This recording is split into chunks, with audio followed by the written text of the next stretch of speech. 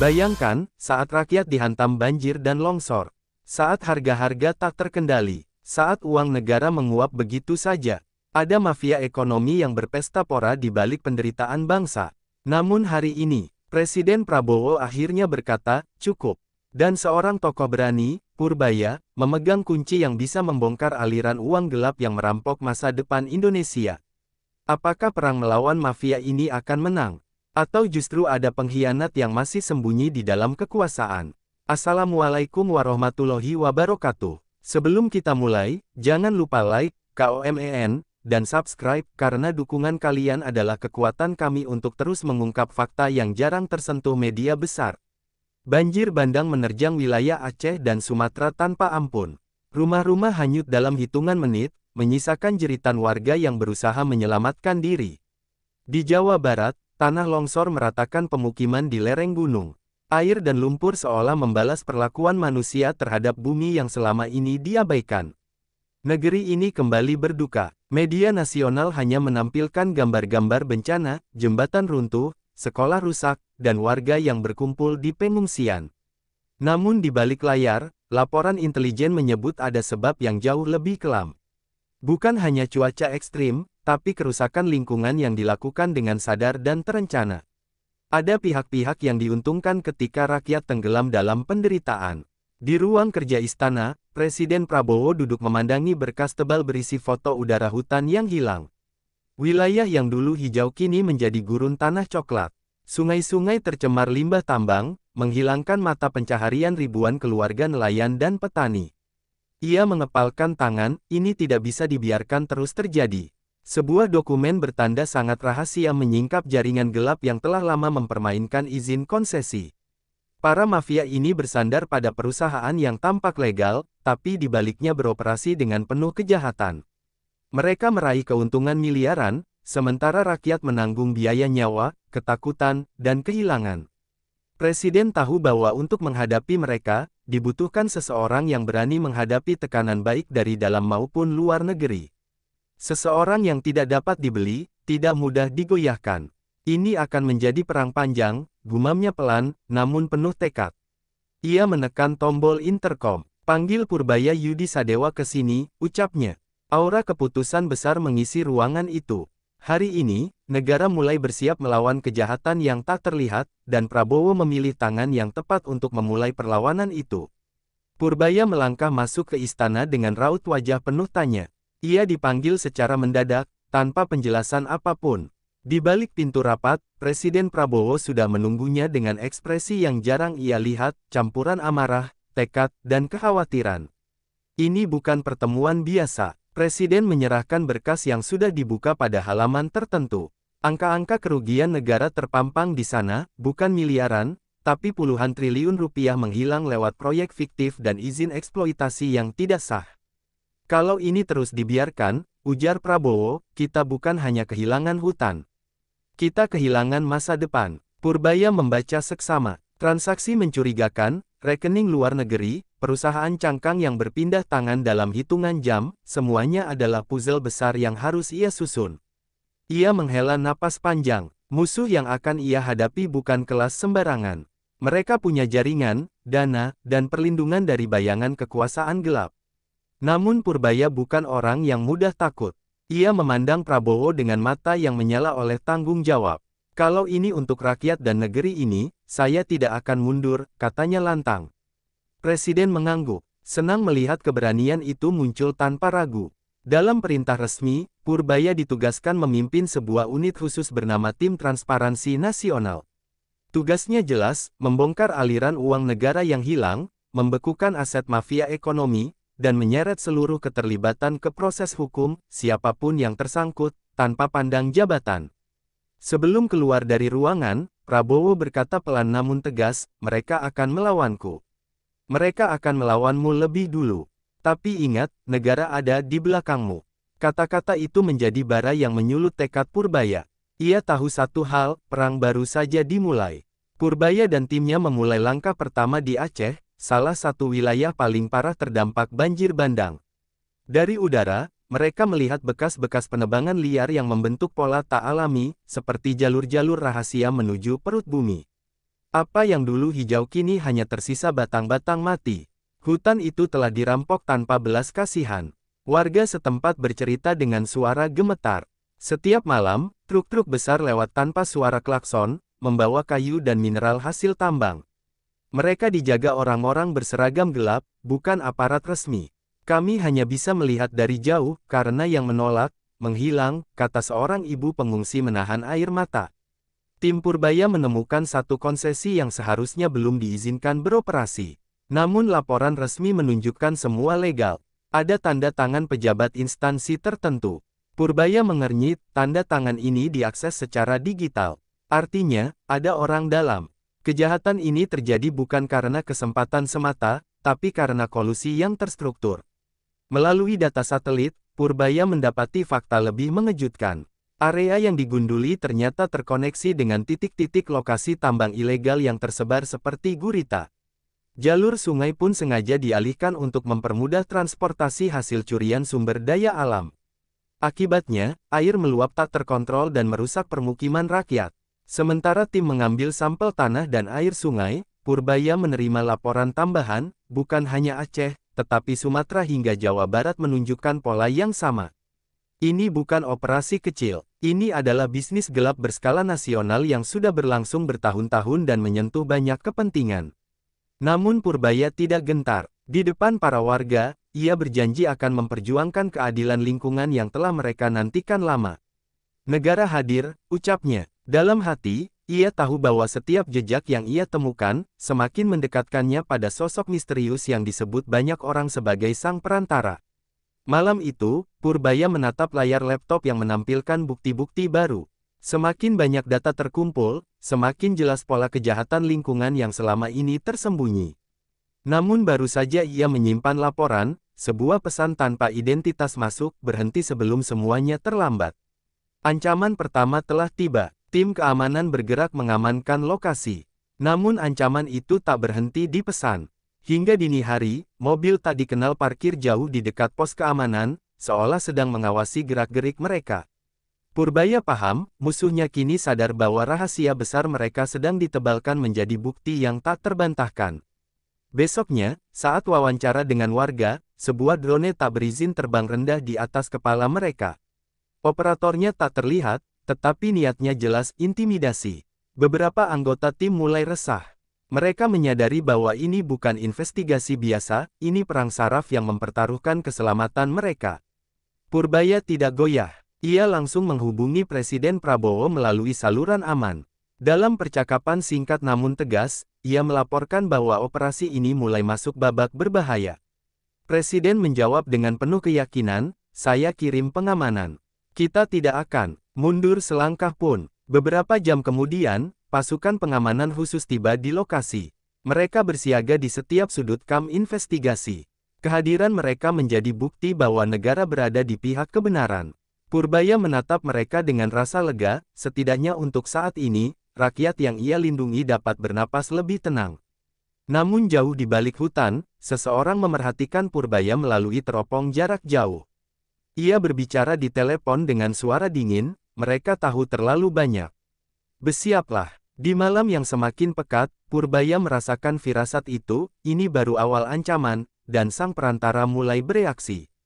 Bukti demi bukti yang dikumpulkan akhirnya mengarah pada jalur penting, daftar konsesi besar yang menjadi sumber keuntungan para mafia. Namun setiap kali Purbaya mencoba memverifikasi data, selalu ada kejanggalan. Dokumen resmi terlihat sempurna, tapi laporan lapangan mengatakan sebaliknya. Seolah-olah dua dunia berjalan paralel, satu di atas kertas, satu di dalam gelap. Dalam rapat tertutup bersama timnya, Purbaya menunjukkan satu nama kode yang terus muncul di setiap transaksi, sang perantara. Nama itu tidak memiliki identitas jelas. Tidak ada rekam jejak, tidak ada foto, tidak ada data personal. Hanya sebuah entitas yang bergerak seperti hantu, menghubungkan pelaku lapangan dengan elit yang tak tersentuh. Sistem perbankan mencatat transaksi bernilai triliunan yang berpindah dalam hitungan detik, menyebar ke perusahaan-perusahaan cangkang di luar negeri. Purbaya dan ahli keuangan digital timnya mulai menandai pola aliran dana tersebut. Mereka menyusun peta jaringan ekonomi gelap yang bentuknya seperti gurita dengan ratusan lengan memeras kekayaan negara. Untuk pertama kalinya, Purbaya memerintahkan langkah ofensif. Ia menyiapkan jebakan keuangan, menyusupkan akun sandi ke dalam jaringan transaksi untuk melacak tujuan akhir uang haram itu. Sistem pembekuan aset disiapkan. Begitu target tertangkap basah, semua aliran dana akan diblokir seketika. Serangan balik negara mulai bergerak. Namun semakin dalam mereka menggali, semakin kuat pula perlawanan. Server pemerintah yang berisi salinan data tiba-tiba diretas dari alamat IP luar negeri. Tim keamanan digital bekerja keras mencegah kerusakan fatal. Serangan itu terlalu terkoordinasi untuk dianggap lakukan amatiran. Purbaya menatap layar yang kembali stabil. Ia tahu mereka sudah benar-benar menyentuh sarang utama. Kalau mereka panik, itu tandanya kita di jalur yang benar, ujarnya pada tim. Dalam hati, ia bersiap. Karena setelah dinding konsesi ini runtuh, para mafia pasti melakukan serangan paling kejam mereka.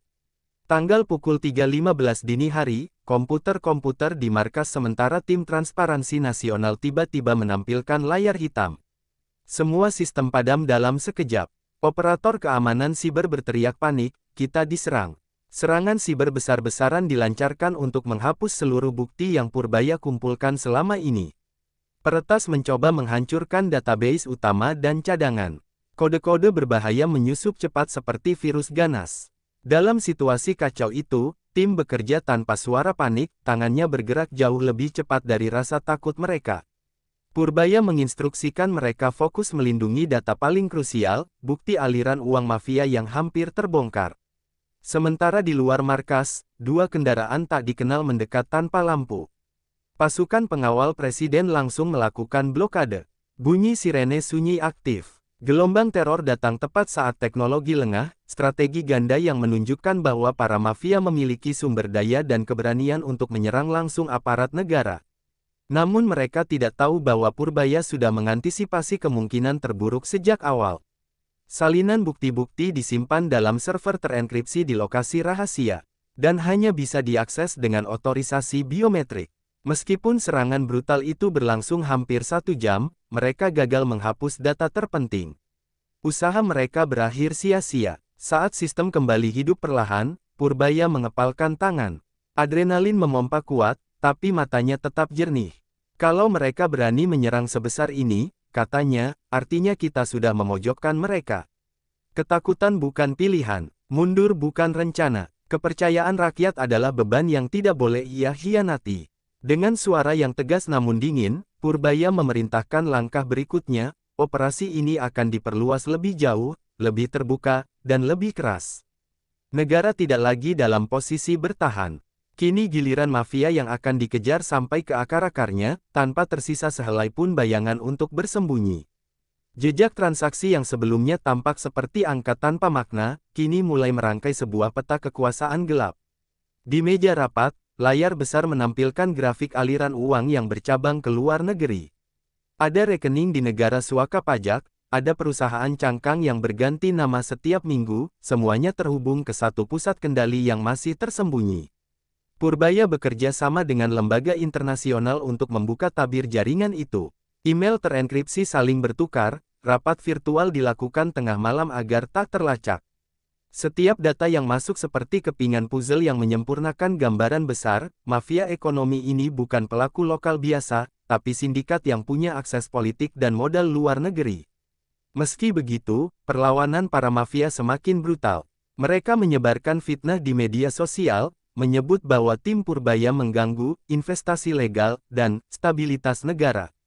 Sejumlah buzzer bayaran menyerang pribadi para penyelidik, mencoba merusak reputasi mereka sebelum fakta terungkap sepenuhnya. Namun publik tidak tinggal diam. Masyarakat mulai sadar bahwa kejadian bencana dan kerusakan lingkungan bukan sekadar musibah alam. Mereka menyuplai informasi, foto, dokumen, rekaman, segala sesuatu yang dapat memperkuat penyidikan. Dukungan rakyat menjadi energi baru yang memperkuat langkah Purbaya. Pada suatu sore, informasi paling penting tiba. Dari luar negeri, mitra investigasi mengirim konfirmasi, ada penampakan dokumen transaksi master akun, pusat keuangan yang menjadi otak dari semua operasi. Di bagian atas dokumen itu, nama kode yang selama ini dicari terpampang jelas, sang perantara. Purbaya berdiri dari kursinya. Ini bukan lagi hanya soal angka dan laporan. Ini tentang menghentikan pengkhianatan terhadap negeri. Dengan suara mantap ia berkata pada seluruh tim, kita hampir sampai di inti gurita.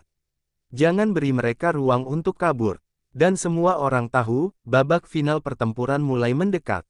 Di berbagai wilayah yang terdampak bencana, masyarakat kini memahami bahwa penderitaan mereka bukan semata ulah alam. Mereka mulai menyuarakan kebenaran lewat forum desa, media sosial, hingga laporan resmi. Poster-poster bertuliskan, "Selamatkan hutan kami," terpampang di jalanan. Suara rakyat yang selama ini tenggelam kini menggema sampai ke pusat kekuasaan. Purbaya merespons cepat dukungan itu. Ia mengerahkan posko pengaduan yang bisa diakses langsung oleh warga, meminta setiap bukti aktivitas ilegal dikirim ke timnya. Ratusan laporan masuk dalam hitungan jam, koordinat penebangan liar, plat nomor truk pengangkut kayu, daftar perusahaan yang memaksa warga menandatangani persetujuan palsu. Semua informasi itu menjadi amunisi hukum. Presiden Prabowo mengadakan konferensi pers nasional. Dengan suara yang tegas, beliau menegaskan bahwa negara berdiri di pihak rakyat, bukan di sisi pelaku rakus yang merusak tanah air. Instruksi tegas dikeluarkan, seluruh operasi ilegal harus dihentikan, izin konsesi diperiksa ulang. Dan audit lingkungan dilakukan secara menyeluruh tanpa kecuali. Keputusan itu mengguncang para pemain di balik layar. Beberapa pejabat yang selama ini diam mulai saling menyalahkan, menyembunyikan dokumen, bahkan menghapus arsip. Namun mereka terlambat. Tim Transparansi Nasional sudah lebih dulu menyalin setiap data penting dan mempersiapkan langkah penindakan yang tak bisa dibatalkan. Di berbagai posko pengungsian, warga menonton berita itu dengan harapan yang lama hilang. Mereka masih berduka, tetapi kini ada cahaya perubahan yang mulai menyinari hidup mereka. Rakyat merasa bahwa perjuangan mereka untuk bertahan tidak sia-sia.